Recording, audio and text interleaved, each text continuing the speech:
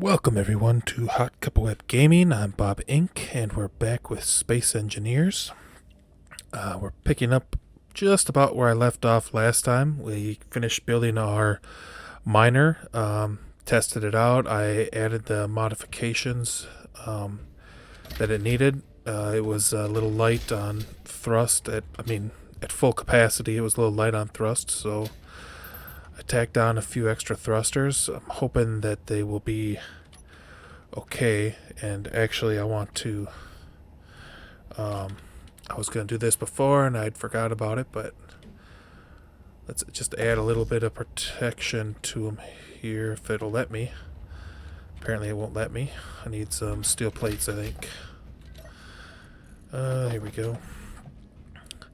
Another thing I've done that I'm trying to incorporate is that I've watched a couple videos now on the build planner, so I think I have a basic understanding of it now. Come on, there we go.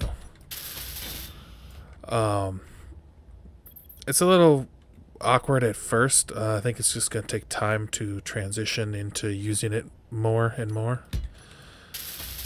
But for the most part, it's actually pretty easy. It's like you place blocks, and I want to build this block, let's say. So you put it down, you right click on it with your welder out, and it says components added to build planner. Then you head to your nearest terminal, and you hold shift and middle mouse button click, and it says all components were added to production. And then all you do is you middle mouse click on a connection, and it takes the components out. There you'll see it says all components were successfully withdrawn. I'm not even going to look, and I should be able to weld this up. And there we go. So yeah, it's not too bad. Another thing I've added is obviously this second garage bay of sorts. Obviously I want to put a roof over it here at some point.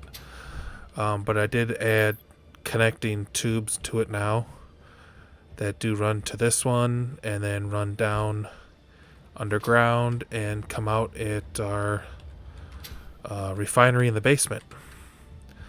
So everything is connected down through here. Here's the pipes here that comes down, wraps its way around, connects up into our refinery and O2 and everything else. So now when return with loads for the miner or whatever else, we can access it all from outside here now, because these connection ports do more than just charge. I disconnected the ruby slipper from charging. It's fully charged. We're a little light on power. As you can see, I added a new wind turbine there. I actually added another one over about on the other side of that pillar there.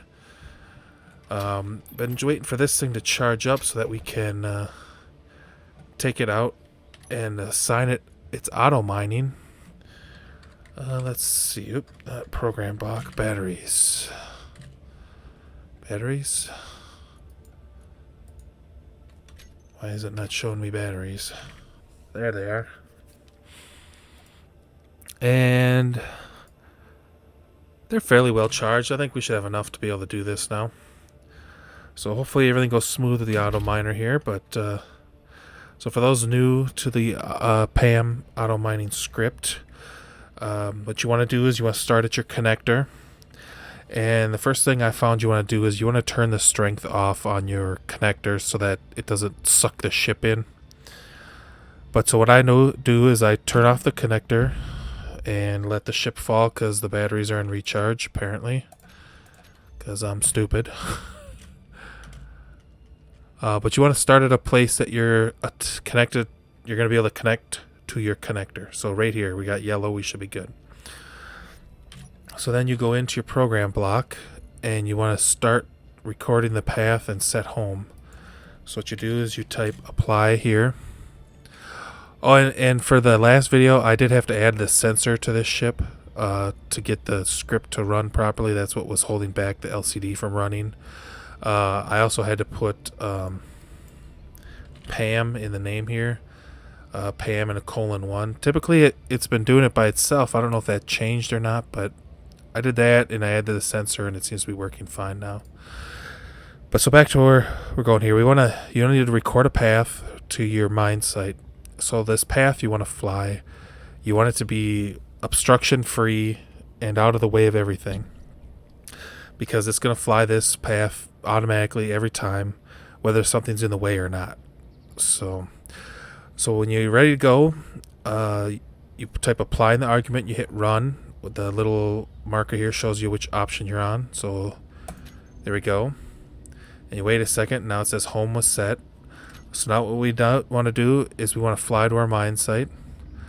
So I'm going to fly straight out for a minute here, and then I'm going to turn, because what that's going to help do is it's going to help the ship when it returns. It shouldn't try to come in from the top of the garage. It should fly in like I flew out. It typically returns the same path that you drive it out in.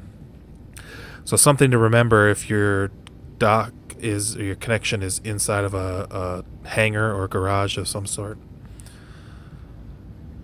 So I'm going to fly us over here to our iron, nickel, cobalt, and I'm just going to start up with a iron supply, which will hopefully, well, not hopefully, that's going to give us a lot of the material we need to get going.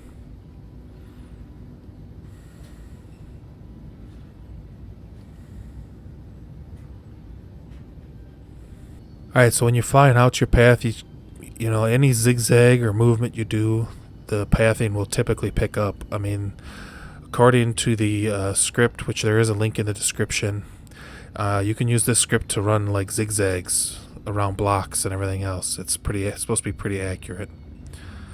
It can also be used as like a mindless transport. You can use it to send a ship back and forth from A to B, like a shuttle service. But in our case, we're just going to use it for mining. So we're going to find our spot here, and it looks like it's right there. But let's go down at more of an angle here. Of course, now I messed it up by flying these extra bits here. Alright, so I'm lined up where I want to go. You want to get close to the ground, but not too close that you can't move around. And then you want to go back to your program block, and you want to do apply to stop path recording. And now you need to go down, and you hit run, moves the option cursor down. And all these options are written down further down. If you scroll down on this menu, you can see you can enter up, down, apply. They have some other options here you can use as well. But so you want to go down to set mining job, and then do apply. And I've already set the depth earlier. I was messing around with this, but here you can set the width of your hole, the height of your hole, and most importantly, the depth of your hole. So I want to go 40 meters in the ground. And we're only going to do 8 wide and 17 wide and 8 high, just for right now. With all this stone we're going to get, it's going to give us a lot of stuff. So I'm going to do start new job just as it is right now, and then we're going to see how it runs. So if you watch the program block, it actually tells you what's happening.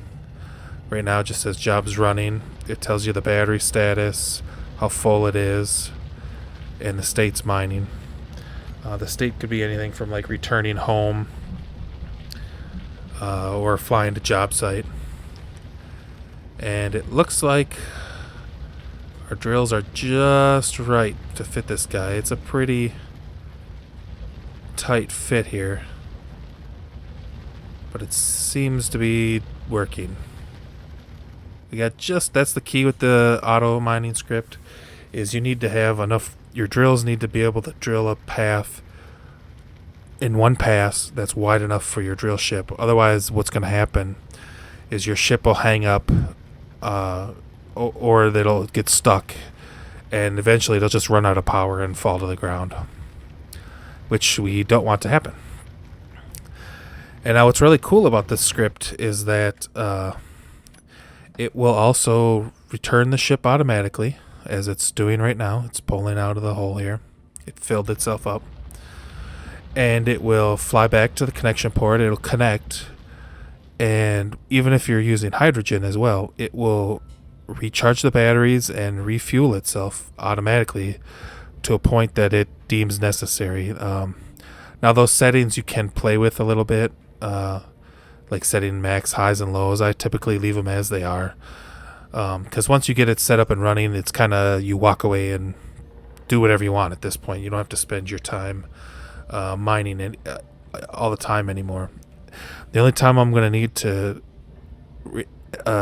act with this ship now, once it's going here, is to either start a new hole or to if it gets stuck or something like that, or if I want to just drive it myself. You can always hop in the ship, hit add a stop command, go fly, do whatever you want to do with it, and when you're done, you can fly it back to the home, and you can do enter a continue option in there, and boom, it goes back to mining the path that you told it to mine. It's actually really awesome. I wish I'd had this a long time ago. Now you can put it in. You can put it in. I don't know what you want to call them. Headless remote drones. Like, you don't need to have a cockpitted ship. You can have a remote drone. You can go as small as one drill. I mean, I had ones in the last season that were basically just a drill, a battery, and a cargo box. Like I said, the key is that it can support its weight at about 98% full, and has you need to have a sensor, the program block, and the remote control block. That's what you need, because it's got to be able to fly itself. But once you have all those things, you're good to go. As you can see, I'm not doing anything. This is flying itself. I'm just spinning the camera around. Oh yeah, you need the sensor too, if I didn't say that. The LCD I put on the top is optional. I like putting them on there because I can fly up to the ship and I can see exactly what it's doing if I want. Like right now it says at the bottom, ship is full, and the status is it's flying to dock area. So what it's doing is it's full, so it's flying back home to dock. And we'll watch it dock here. Hopefully it all goes smooth. It's acting a little weird right here. It's kind of flying diagonally.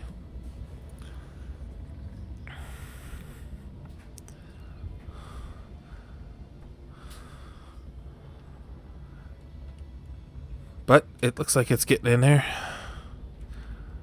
And like I said, the key is to remember where you have these running. I made a mistake a few times on the our last season of starting to build in the path of the auto miner, and it will just plow right through. It has no remorse and no sense of something's in its way.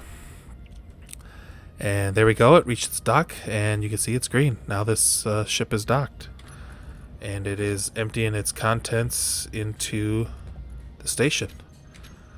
So all I have to do now is get out of here, and the battery will charge itself, which it's doing right now, and it'll unload itself. Once it's unloaded and charged, then this thing will go out and grab another batch. And in the meantime, it leaves us to be able to do what we want now. We don't have to go out and collect the ores anymore unless we need like a specific ore. And that's the auto miner in a nutshell there. It's a great script. I recommend it to anybody. Again, the link for the script's in the description. Be sure you check it out, subscribe to the script. So I drove over to the RLDW station over there earlier, and I picked up a data pad, which I think I promptly put away. Where is it? Was that? I think that's it right here. Yep. And it looks like it's a station GPS coordinates, which is awesome. Also, what I did is I took a job for producing 211 girders. Uh-oh. And that's the next thing that we're going to need to add to our base here. Is we're going to have to add some kind of turreting system around here to shoot at these meteors. I don't know where these ones are going to... They typically come from wherever the sun's at, so... I guess we'll find out here in a second, usually. So I'm assuming they're going to come from this direction, this general direction. They're leaving us in suspense here. And over time, it's going to pockmark our ground and make driving vehicles a pain in the butt.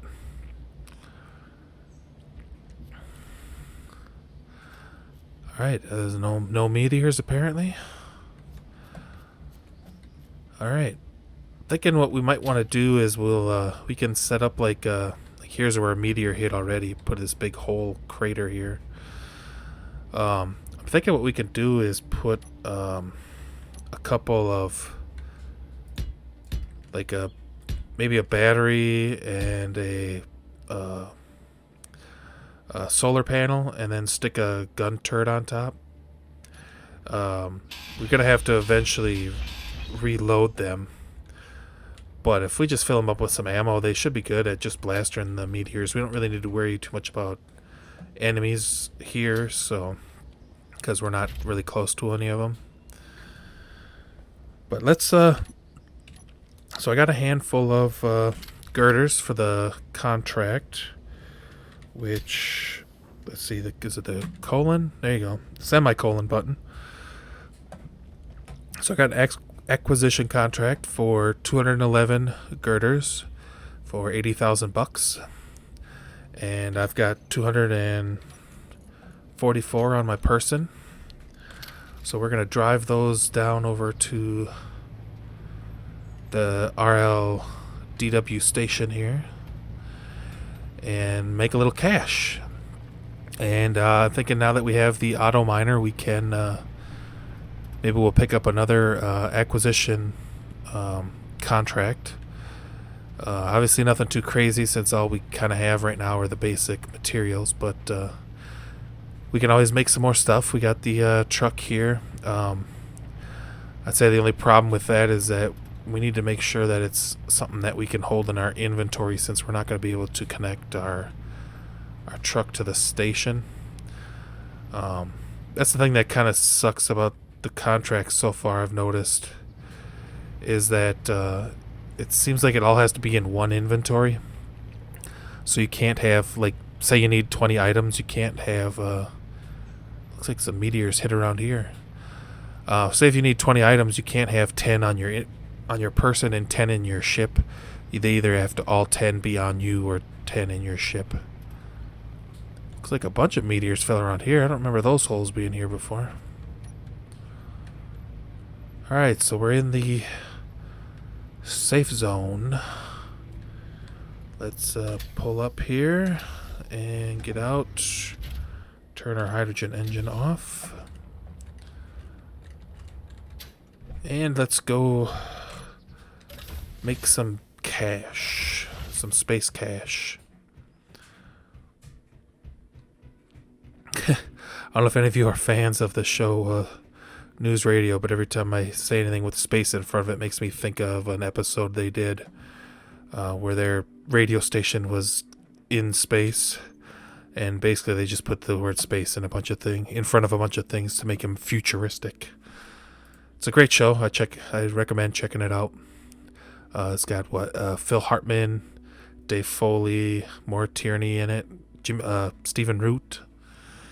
All right, so we got our girders, and we're gonna finish our contract, and they're in the character inventory.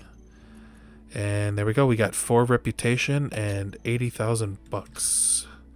So we're rich. Looks like the credits are already deposited. Let's go to the store here. See if they got any other data pads I can buy. Somebody did mention that these do refresh. I still am not sure how often. if it's daily or a couple days or whatever the time frame is, but apparently they do refresh. And it looks like we can get a better grinder. We can get we can't afford the elite grinder yet, so we'll have to keep an eye out for the better tools in there. In the meantime, let's see if we can get... Well, that would be a nice one, but I don't think we got the stuff to make gravity components or thruster components. We definitely don't have platinum, I know that. There we go, we can make displays. 408 displays, holy cow. For 168,000, we'll take that contract. And let's see, thrusters. Are there any other ones in here we could do? 40 silicon wafers, we can take that one. And what else? Thrusters. And 14 nickel. Yeah, we might as well just take that if we're going to be doing the other ones. Okay, so we got 3 contracts now, which we can bring up here. So we need to get 408 displays, 40 wafers of silicon, and 14 ingots of nickel. So let's hop into the back into the slipper and find our way back to our base. Also, speaking of which, still wait on getting some names, recommendations in from anybody and everybody. What we can name our mining vessel.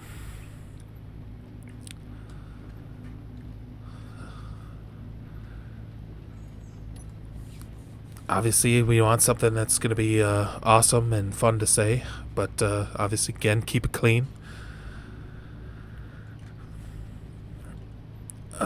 Oh, I forgot to let's look at our data pad here. Oops. Right click. So let's see where this ISDC station is. And what did it say? It says he happens to know a guy with good deals, really quality stuff, you know. But it doesn't look like I will be getting anywhere near this place to profit from these deals, so I will sell you the data if you're interested.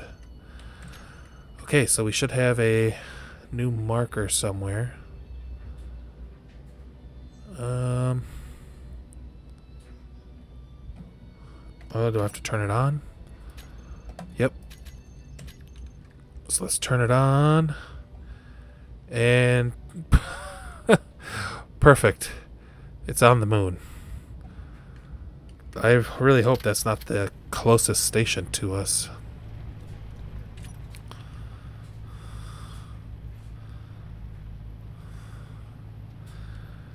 That's kind of a letdown. It's only, 1,900 kilometers away.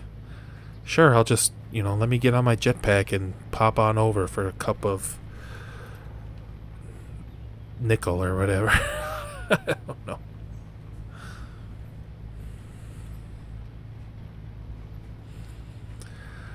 Oh, here I was hoping we get a station that was, even if it was like 50 kilometers away or whatever, it'd be like reachable. But apparently not. Apparently the moon is the nearest place we need to go. We'll get there eventually. Since we're on the Earth planet, I want to make a multi-stage rocket because I don't know. I have fun building those. I like making those. I'd like to be able to make the pieces recoverable if I can, so they could be reused. So then obviously we need some kind of we're gonna need some kind of recovery vessel for that as well.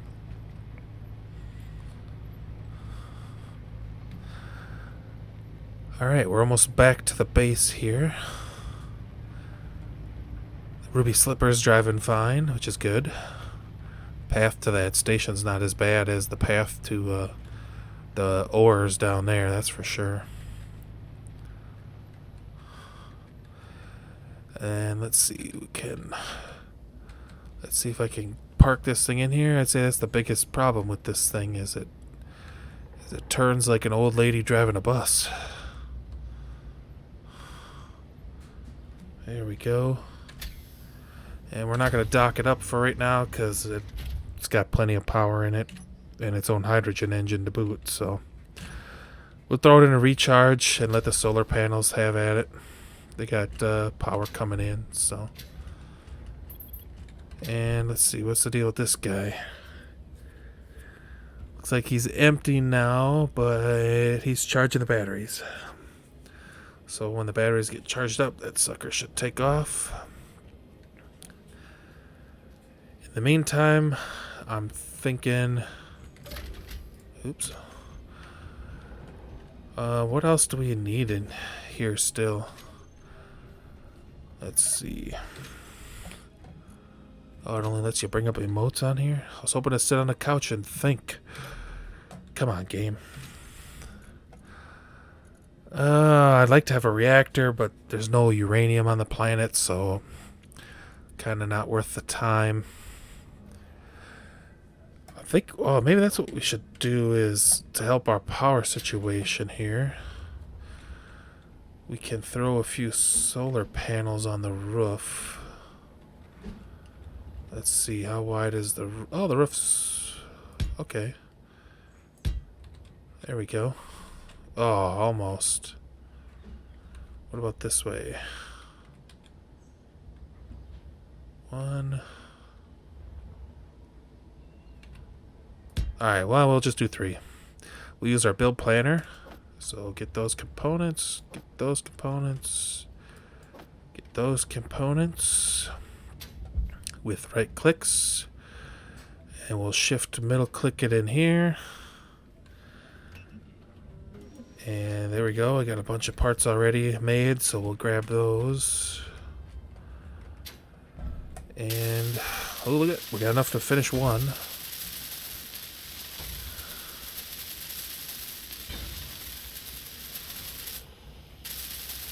Looks like the miner's still charging. Alright, we just need some more solar panels for this one. And we just need a few components and some solar panels for that one. Shouldn't take too long to get ready. Yeah, we're still waiting on a few solar panels to make. Got enough to finish this one though. There we go.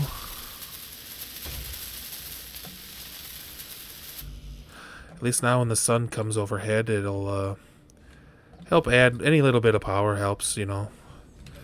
Got the 3 batteries, they've all drained when they recharge the ship batteries, like the mining ship and stuff. They drain the power out of them all. So it's pulling just power from the turbines basically now to charge batteries. Another reason, like I said, I wanted to disconnect the ruby slipper from charging. But so now we got some solar going here. And this guy should be getting there pretty quickly, I would think. It's got decent input. It's still pretty slow. But let's see, the solar panels are... Yeah, they're pulling in 115, 130. Not bad. The wind turbines... we got 3 good and 2 optimal. They're mix and match, apparently. A couple of good ones are pretty close to optimal here. Let's see how the batteries... Yeah, the batteries for the base are just dead. So yeah, it's pulling... Basically, the 2 batteries are pulling in all the power from the base here. So we might need to consider adding some more pillars here with some more wind power on them. In the meantime, though, let's grab some steel plates and drop those girders. We don't need those. Oop. Ouch. I flew right into the wall there. And let's let's put down our let's develop our turret defense system here. Let's see, I want a battery so that they work at night. So let's slip a battery in there. And let's see, do we put a cargo box on here? Might as well. Where's the cargo boxes? Here they are. So let's stick a... Oh, we need some interior plate for that. Let's grab some interior plate. Should have some of that laying around. Alright, we'll stick a cargo box on top of that. And then we can stick a Gatling turret on top of that. And then let's put a solar panel on this guy somehow. Let's see.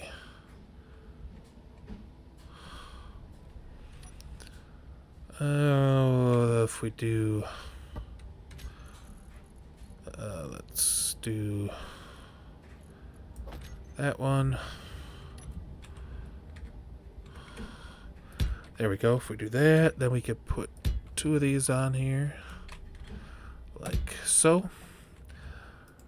Let's get our component list going here. And let's see, I need the cargo box, battery, light armor. Alright, let's get this started in here. There we go. Alright, well, I think I'm going to call it an episode here. Thanks for joining us here on Space Engineers. If you enjoyed the episode, make sure you hit the like button. Also, appreciate if you hit the subscribe button, getting yourself notified when new videos come out. And hopefully you learned how. Hopefully I explained the PAM auto mining well enough for everybody. There's a whole lot more it can do. Like I said, you just have to read the descriptions from the link of the script itself. And yeah, so we got the new station that's on the moon, which doesn't do us much good. At least I think that's the moon. And yeah, we're going to start our Meteor defense system. I guess it'll also work against any wolves that show up. So we'll put a Gatling over there, and we'll probably put one over here somewhere. And we're going to try to set them up to be mostly independent. They'll just need a reload once in a while, but with a cargo box on there, we should be able to put a lot of ammo in them. So yeah, I hope you enjoyed the episode, and like I said, make sure you like and subscribe to the channel, and we'll catch you next time.